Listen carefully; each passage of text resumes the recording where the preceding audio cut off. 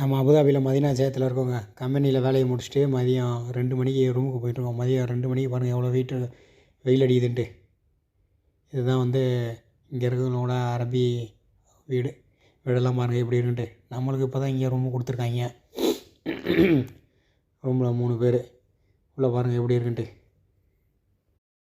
நம்ம ஊரில் தென்னை மரம் வச்சுருக்க மாதிரி இங்கே பாருங்கள் எல்லாமே பேரிச்சம்பழம் மரமாக வச்சுருக்காங்க. வீடை சுற்றி பேரிச்சம்பழம் மரம் தான்.